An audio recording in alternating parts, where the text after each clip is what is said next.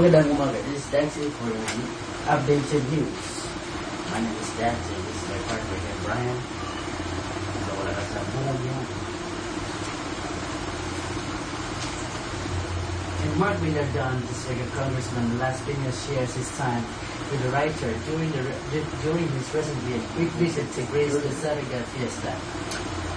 Mark Villar is still eligible will educate Bachelor of 33 shares his life outside of politics. I don't know what it does mean, alright? Wala akong alam sa mga tinatawag sa politics pagdating dyan, alright? Without knowing what. So please, leave me alone, guys. Kung wala ka man naman parang lugar, isura ako pa. Here's a local journalist trained on first aid. Accident is an unforeseen event that may happen to anyone, wherever or whenever he may be. Ano na? BAR. Medical care usually arrives late, thus leading to the death of an uninjured person.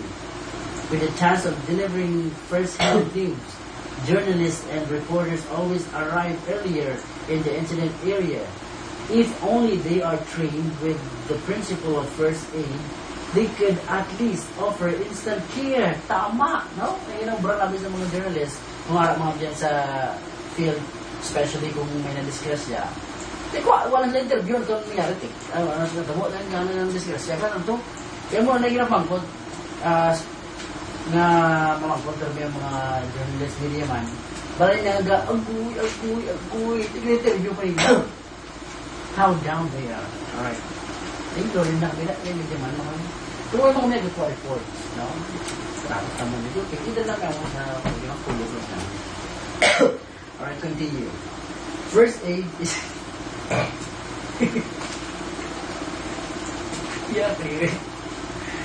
First aid is an immediate care given to a person who has been injured or suddenly taken ill. According to the U.S. National First Aid Advisory Board, it is an assessment and intervention that can be performed by a bystander with minimal or no medical equipment. Alright, tama. So, ano ba dyan? It aims to alleviate suffering, prevent added further injury, and sudden death. Alright, last May 12 to 13, Iloilo Red Cross held its first aid orientation intended for local journalists at its office along Bonifacio Drive. It was headed by volunteers John Dislaki and Alfonso Miguel Leonard P.A. What's the name of P.A.? Yeah. Thanks, bro, for helping me. Right? And they are always there for me by helping me, by correct me, whatever I do. You are here, in front of me, back of me, side me, whatever your sidekick me. The orientation started with a brief history of International Red Cross and the Philippine chapter, followed by a discussion on first aid. There were 5 modules discussed on the first day and on the latter part. Journalists were taught on how to use the triangular bandage, a piece of clothing that can be utilized in case of emergency.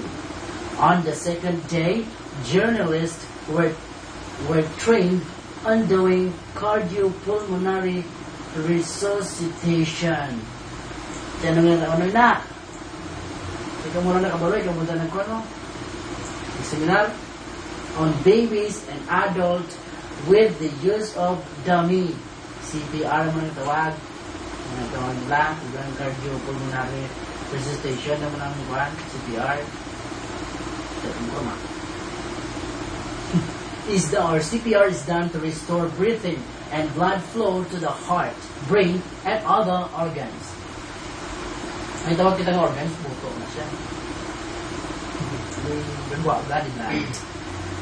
Continue. The orientation serve as guide for journalists whenever they are faced in a situation that someone needs immediate care with medical professionals are not yet around. Tama! Kung magkanto nga ni medyo man, kung dugay pa ganyan, kung magkanto nga yung doctor, o dugay pa mag-aray ng doctor, ikinang man ka mo kidari, kung muna ka-training na mo. Bisan pa rin manisiplasya sa aklan, kantoan yung kami ka na kung pati ako muna ka-training. Yung alam, mistumang ng pasyente. Right? Wala pang yapon naman kung kaya kami na balas na. Huwag niyo akong invite sa pag-training nyo. Sarap na. Diba ba? The first aid care doesn't mean to intervene with the job of medical experts, rather to save lives. Kaya may mga daw, back mga yan. Okay. Philippine Red Cross. Red Cross is an international humanitarian organization with almost 100 million volunteers all over the world. Malay mo, kakadlaw, may universe na nila yung volunteer. Okay. Let's find out na lang who will be the next American Idol, pero nang naubos crickets. By Jessica Sanchez.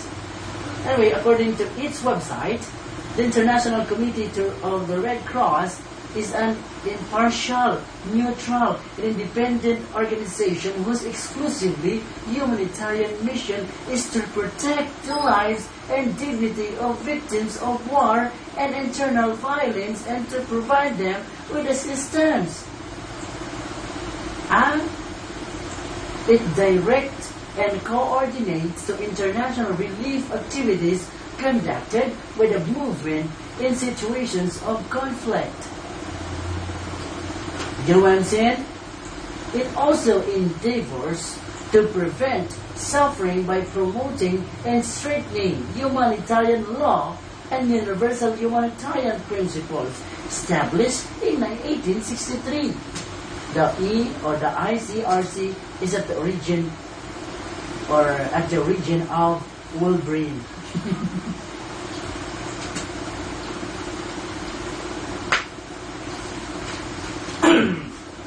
Timura, the International Red Cross and Red Crescent, or International Red Cross and Red Crescent Movement.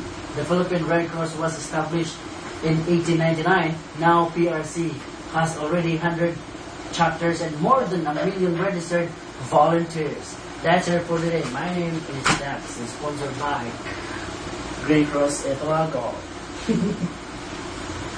Alias